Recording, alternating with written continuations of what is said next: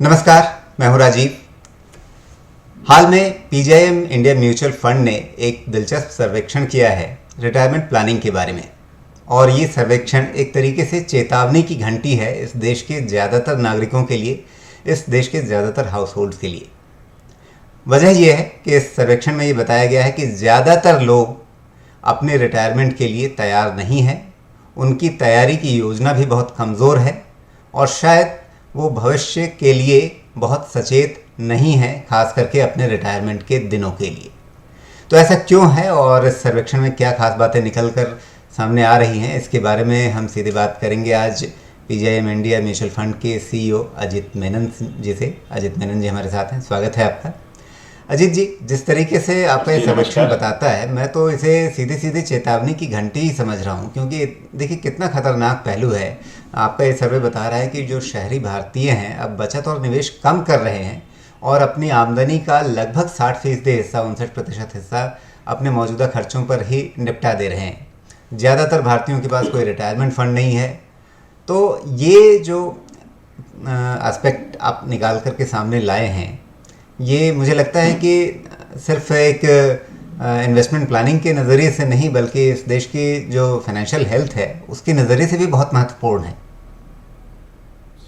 ये बात बिल्कुल सही है। पहली बात, राजीव जी नमस्कार, और निवेश मंथन के जितने दर्शक हैं सभी को मेरा नमस्कार। पीजीआईएम इंडिया की ये जो रिटायरमेंट सर्वे की जो रिजल्ट्स हैं, जैसे कि आपने कहा, काफी चिंताजनक है। और हमारे लिए इस सर्वे में जो इनसाइट्स हमें मिली है वो ये कि रिटायरमेंट को लेकर के जो सबसे महत्वपूर्ण जो इशू है वो है सरप्लस इनकम।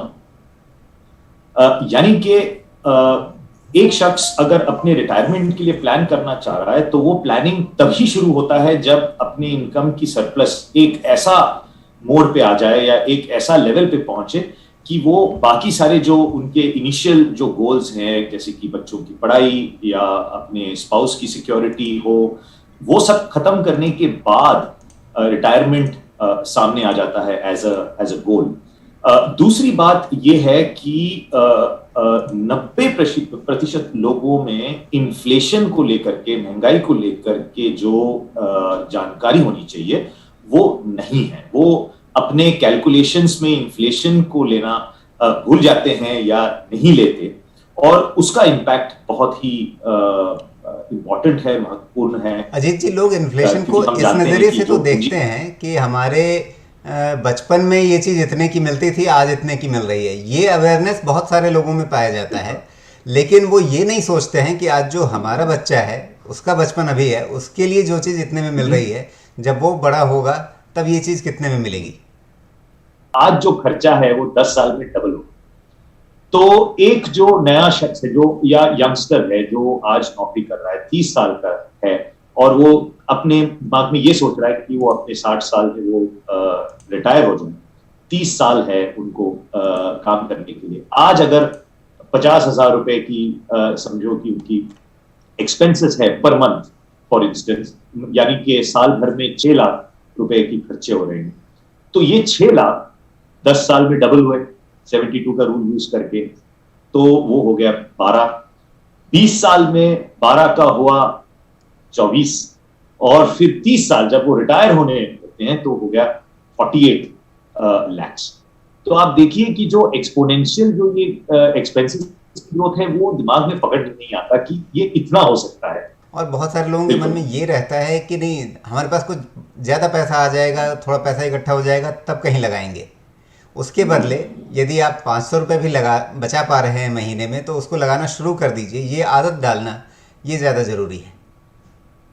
ये बात मैं बिल्कुल मानता हूँ।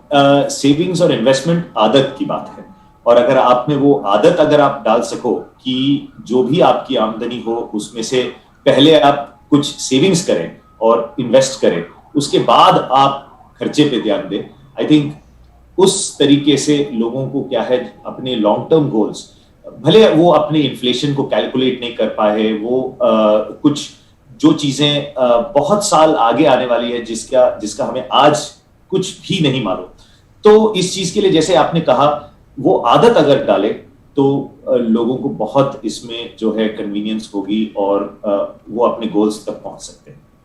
जी, लेकिन आपके सर्वे में क्या कुछ जी। ऐसी पॉजिटिव बात भी निकल के आई कि लोग पहले से ज़्यादा अवेयर हो रहे हैं? मेरे लिए तो राजीव जी, अगर 49% लोगों ने ये कहा कि वो रिटायरमेंट के बारे में सोचते हैं और कुछ प्लानिंग करते हैं, तो ये मेरे लिए बहुत ही एक पॉजिटिव बात है। क्योंकि अगर आप इसके पहले अगर सर्वेज या रिटायरमेंट की बातें अगर पिछले 5-10 साल पहले भी अगर आप देखोगे, तो बहुत ही ज्यादा रिजल्ट्स ऐसे थे कि लोग रिटायरमेंट के लिए ध्यान ही नहीं दे रहे और प्लान नहीं कर रहे। दूसरी बात ये कि जितने लोग आज एक्सटेंडेड फैमिलीज में रह रहे हैं, जॉइंट फैमिलीज में रह रहे हैं, उनको फाइनेंशियल सिक्योरिटी और फाइनेंशियल सिक्योरिटी उनकी हायर है, ज्यादा है। हालांकि आज अगर हम देखें अर्बन एरियाज में ज्यादातर न्यूक्लियर फैमिलीज हैं, हस्बैंड वाइफ 2 बच्चे, लेकिन जहां पर फैमिलीज में माँ बाप साथ में रह रहे हैं या सिबलिंग्स साथ में रह रहे हैं या जॉइंट फैमिलीज में रह रहे हैं, तो इस सर्वे में ये निकल के आया है कि वहां पर फाइनेंशियल सिक्योरिटी और ज्यादा है, फाइनेंशियल एंग्शियसनेस जो है वो कम है। लेकिन तो कुछ ऐसी यहाँ पे एक ट्रैप हो सकता है। ट्रैप मैं इसलिए कह रहा हूँ कि जो लोग आज 30 साल 40 साल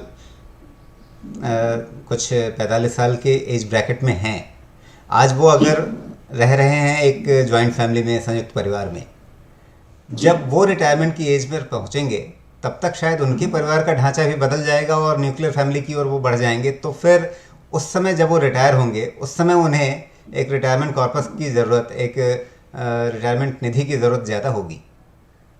ये बात बिल्कुल सही है कि जैसे इवॉल्व होते हैं फैमिलीज और जॉइंट से न्यूक्लियर की जो ट्रेंड है, मतलब ये ट्रेंड पलटने वाला तो है नहीं, ये तो और आगे ही बढ़ने वाला है। यस, आगे बढ़ने वाला है। तो सर्वे में सिर्फ ये एक इंसाइट है कि अगर हम लोगों को देखें, तो मेरा मानना यह है राजीव जी कि इसका लेसन ये है कि आप जहां पर भी हो, अगर आपका फैमिली के साथ कनेक्शन स्ट्रांग हो, भले आप न्यूक्लियर फैमिली में रहें, आप दिल्ली में हो, फैमिली बम्बई में हो या कहीं और हो, लेकिन अगर आपका फैमिली के साथ ताल्लुकात और आपकी रिलेशनशिप स्ट्रांग है, तो that gives comfort to you overall from एक फाइनेंशियल सिक्योरिटी की जो एंग्शियसनेस है वो कम रहती है। It's only one of the insights of the survey. और ये भी बात है कि लोग फाइनेंशियल प्लानर्स को यूज करना चाहते हैं, लेकिन उनको जानकारी ये नहीं है कि क्या, कहाँ जाना चाहिए, कैसे मिलना चाहिए, क्या पूछना चाहिए, वगैरह वगैरह। ये मैं बिल्कुल मानता हूं कि लॉन्ग टर्म गोल्स जैसे कि रिटायरमेंट है, उसके लिए अगर आप हेल्प ले एडवाइजर्स की, क्वालिफाइड एडवाइजर्स की, ये बहुत हेल्प कर सकती है लोग।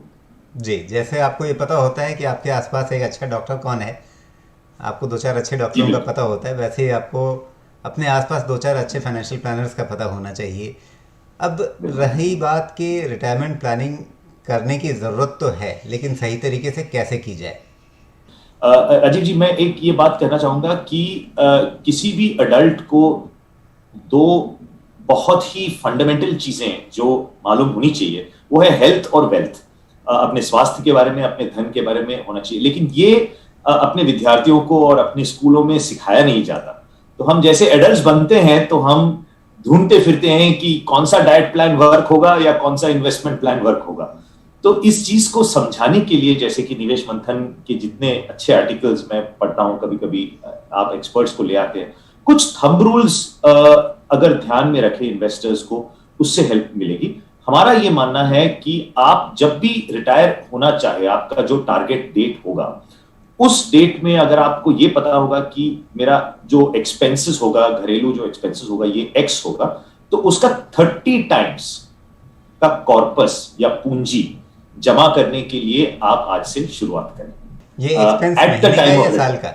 साल का ही एक्सपेंस मान के चलना चाहिए। तो आपका जो भी एक्सपेंस होगा after at the age of 60, at the age of retirement, अगर आप वो कंप्यूट कर सकते हैं, जैसे कि मैंने रूल ऑफ 72 के हिसाब से बताया, तो आप उसका 30 गुना अगर आप पूंजी अगर जमा कर सकते हैं, तो वो आपका लक्ष्य होना चाहिए, आपका एम होना चाहिए।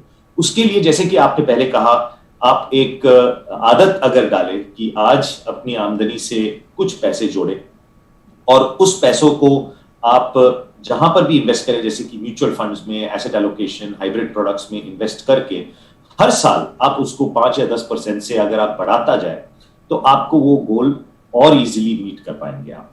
तो टॉप अप की एसआईपी, जैसे म्यूचुअल फंड की इंडस्ट्री में टॉप अप एसआईपी की फैसिलिटी काफी सारे म्यूचुअल फंड्स के पास है, वो बहुत ही एक इजी फैसिलिटी है, कन्वीनियंट फैसिलिटी है कि आपको आज बहुत बड़ा रकम से शुरू ना करना पड़े और छोटी रकम से आप शुरू करके हर साल आप उसको डिसिप्लिन तरीके से अगर आप 10% से बढ़ाते जाए तो आप अपना जो वो टारगेट है, जो लक्ष्य है, जो पूंजी है, वहां तक आप पहुंच सकते हैं। लेकिन बहुत सारे लोग ऐसे हैं जो रिटायरमेंट के काफ़ी करीब पहुंच चुके हैं या शायद रिटायर हो चुके हैं और एक रिटायरमेंट कॉर्पस जो उन्हें पीएफ के रूप में, ग्रेच्युटी के रूप में तरह तरह से रिटायरमेंट होने के बाद मिलता है, वो सब पैसा उनके पास है और एक बड़ा कॉर्पस हाथ में होने के बाद उन्हें ये समझ में नहीं आता है कि अब इस पैसे को लगाएं कहाँ। तो या तो वो इधर उधर लगा देते हैं और उसमें काफ़ी नुकसान भी कई बार हो जाता है उनका, या वो रख देते हैं बैंक एफडी में जिस पे उनको प्रॉपर रिटर्न नहीं मिलता है, तो उसका भी अपना एक नुकसान है। तो ऐसे लोगों के लिए जिनके पास एक रिटायरमेंट कॉर्पस हाथ में आ चुका है या अगले 1-2 साल में वो रिटायरमेंट की तरफ जाने वाले हैं और फिर उन्हें आगे अपने 20 साल 30 साल की प्लानिंग करनी है कि जो बचा हुआ जीवन है वो कैसे ठीक से निपटेगा, उनके लिए आप क्या कहेंगे? यहां पर जो डिस्ट्रीब्यूशन फेज होती है किसी के जीवन में, इन हाउसहोल्ड्स, हर हाउसहोल्ड में कुछ ना कुछ एक यूनिकनेस रहेगी, कहीं स्वास्थ्य को लेकर के, कहीं और आर्थिक स्थिति को लेकर के, कहीं ज्योग्राफी को लेकर के बहुत सारे चेंजेस हो सकते हैं। मेरा ये मानना है कि इन लोगों को एक एडवाइजर के साथ, जो क्वालिफाइड अच्छी एडवाइजर जो रिटायरमेंट के बारे में उनको एक कस्टमाइज्ड प्लान दे सके, ये बहुत जरूरी है कि वो किसी के साथ इस चीज पे डिस्कस करें। मेरा ये भी मानना है कि बहुत सारे गवर्नमेंट के जो स्कीम्स हैं, जैसे कि सीनियर सिटीजन स्कीम्स हुआ, जहां पर 15 लाख तक की जो लिमिट, अगर आप हस्बैंड की 15 लाख और आपकी वाइफ 15 लाख, आप वो इन्वेस्ट कर सकते हैं। अटल पेंशन योजना है। ये जो कुछ गारंटीड स्कीम्स हैं जहां से आपको एक गारंटीड रिटर्न आप पा सकते हैं, उसको पहले नजर में रखें। हेल्थ के बारे में जो आपको इंश्योरेंसेस या प्रोटेक्शन लेना है, उस चीज के बारे में ध्यान रखें before they retire, so that they can extend that, वो जो इंश्योरेंस प्लान है, हेल्थ इंश्योरेंस प्लान है। बिकॉज जब आप रिटायर होते हैं तो ये हो सकता है कि आपका इन्फ्लेशन अलग हो। हेल्थ की इन्फ्लेशन आज इंडिया में बहुत ज्यादा है। एजुकेशन की इन्फ्लेशन, जब आप यंग रहते हैं तो आपके बच्चों के एजुकेशन की जब आप खर्चे सोचते हैं तो वो इन्फ्लेशन ज्यादा है। तो हर एक के लिए जो है वो कस्टमाइज करना जरूरी पड़ेगा। तो मेरा ये मानना है कि किसी एडवाइजर के साथ अगर वो मिले और पहले जो है गवर्नमेंट की जितनी गारंटीड स्कीम्स हैं उसको मैक्सिमाइज करें, और उसके बाद आप सेफ्टी और एसेट एलोकेशन के हिसाब से म्यूचुअल फंड्स में, एसेट एलोकेशन प्रोडक्ट्स में आप अपना इन्वेस्ट करें, जिसमें से आप एक सिस्टमैटिकली आप विड्रॉ कर सकें इनकम। तो वो चीज इंपॉर्टेंट है। मैं ये भी कहूंगा राजीव जी की हमारे सर्वे में ये एक बात है कि काफी लोगों ने ये कहा कि हमें रिटायर करने की जरूरत नहीं है, हम कुछ ना कुछ करते रहेंगे। तो रिटायरमेंट को ये चीज हमें मानना होगा कि लोग जब रिटायरमेंट कहते हैं तो it is from their primary job, they don't intend to stop working. लोग अपने खुशी से, अपने मन से जो काम करना चाहते हैं उसके लिए उन्हें फाइनेंशियल फ्रीडम चाहिए। तो एक रिटायरमेंट जो वर्ड है ये नेगेटिव वर्ड होता चला है, आया है, और न्यूअर जनरेशन्स में और भी।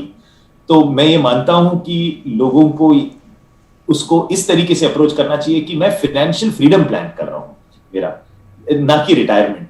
लेकिन कुल मिलाकर के अभी बाजार का जो परिदृश्य है, उसका सिनेरियो है, वो आपको क्या लग रहा है कि आने वाले समय में, जैसे अगर मैं सेंसेक्स की बात करूं, अभी हम 40,000 के आसपास थोड़ा ऊपर नीचे झूल रहे हैं, निफ्टी 12,000 तक जाता है, वहां से फिर थोड़ा सा नीचे आ जा रहा है, क्या लग रहा है अगले 2-3 साल के मार्केट सिनेरियो को आप किस तरीके से फोरकास्ट करेंगे? आपने देखा कि पिछले 6 महीने में मार्केट डिप के बाद काफी ग्रोथ आई है मार्केट में, लेकिन ये जो ग्रोथ है मार्केट में, हम ये मानते हैं कि जितना लिक्विडिटी गवर्नमेंट्स ने मार्केट्स में पंप की है विश्व भर में, इंडिया में, वो लिक्विडिटी के कारण ये वैल्यूएशंस फिर से कुछ हद तक स्ट्रेच्ड हम मानते हैं।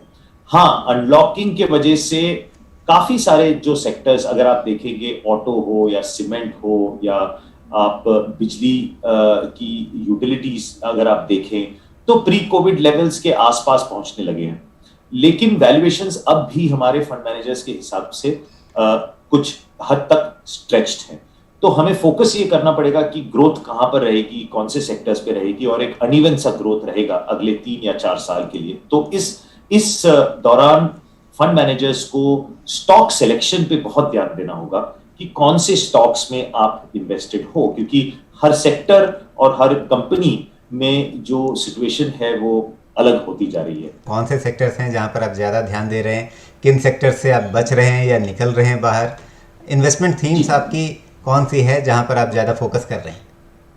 जी, मैं एक ब्रॉड लेवल पे 3 ऐसे थीम्स हैं जो हम फोकस कर रहे हैं। एक है फाइनेंशियलाइजेशन, जो इंडिया में होती जा रही है कोविड की वजह से, बोलिए या पहले भी उसका ट्रेंड ये था कि काफी लोग डिजिटल पेमेंट्स, डिजिटलाइजेशन की ओर बढ़े। तो फाइनेंशियलाइजेशन एक चीज हुआ, फिनटेक्स और बैंक्स और बाकी जितने प्लेयर्स हैं। डिजिटाइजेशन एक अपने आप में एक बहुत ही बड़ी ट्रेंड है ग्लोबली और इंडिया में। और तीसरा है हेल्थ केयर। हेल्थ केयर में जो इन्वेस्टमेंट्स इंडिया को करनी होगी, और विश्व भर में कोविड के वजह से जो गवर्नमेंट्स में इस चीज के ऊपर जो फोकस आया है, तो ये जो 3 थीम्स हैं। और चौथा अगर एक थीम है तो कंजम्पशन का थीम होगा, डिमांड के ऊपर वो निर्भर होगा, लेकिन कंजम्पशन का थीम होगा। बट ये मेन थीम्स हैं जो आज की तारीख में हम हमारे पोर्टफोलियोज में हम प्ले कर रहे हैं। मैं एक सिंपल तरीके से ये कहूंगा कि हमारा बैंकिंग और फाइनेंस के सेक्टर पे हमारा वेट कम है, और इस कोविड क्राइसिस के पहले से कम थी एज अ एक्सपोजर। बहुत ही सिलेक्टिव एक्सपोजर है हमारा बैंकिंग और फाइनेंस में। देखिए, अगर आप सेंसेक्स को देखें, निफ्टी को देखें, कोई भी इंडेक्स को देखें, तो फाइनेंशियल्स बहुत ही एक बड़ी परसेंटेज है इंडेक्स की, ऑलमोस्ट 35% है इंडेक्स की। तो वहां पे हमारा एक्चुअली अंडरवेट पोजीशन रहा है और हमने बहुत सिलेक्टिव स्टॉक्स को चुने हैं। लेकिन हेल्थ केयर में और आईटी में हमारा कुछ allocations in relative sense is higher. So that is the one sector where we are lesser, and दो IT, फार्मा जैसे सेक्टर्स, केमिकल्स जैसे सेक्टर्स में जहां पे हम थोड़ा और फोकस कर रहे हैं। फाइनेंशियल्स में हम बहुत ही ध्यान से देख रहे हैं कि काफी कंपनियों ने कैपिटलाइजेशन के लिए पैसे रेस किए हैं, तो हमें इसे बहुत ही गौर से देखना होगा कि इसका प्रोग्रेस कैसा रहेगा। बट ओवरऑल ये थीम्स हैं हमारे पोर्टफोलियोज में। हाल में कुछ आंकड़े इंडस्ट्री लेवल पर ऐसे आए थे जिनसे ये लगा कि शायद म्यूचुअल फंड निवेशक जो है वो इक्विटी को लेकर के पहले जितना भरोसा नहीं जता रहा है। इक्विटी इनफ्लोज जो है वो कुछ कम होती हुई दिखी थी। अब इस पूरे ट्रेंड को आप कैसे देख रहे हैं? आज की तारीख में क्या स्थिति है? जो सबसे ताज़ा आंकड़े आ रहे हैं, जो शायद एमफी की रिपोर्ट में अभी तक नहीं गए होंगे, उनको देख करके आपको क्या लग रहा है कि आज की तारीख में क्या वो निवेशक का भरोसा वापस लौट रहा है जब सेंसेक्स वापस 40,000 के आसपास है? अभी तक तो ये ट्रेंड नहीं देखने को मिल रहा, और हाल ही के जितना जो डेटा है उसको भी अगर मैं जो आंकड़े मुझे मिलते हैं उसमें भी ये ट्रेंड नहीं देखने को मिल रहा अब तक कि वो कॉन्फिडेंस उभर कर बाहर आ रही है।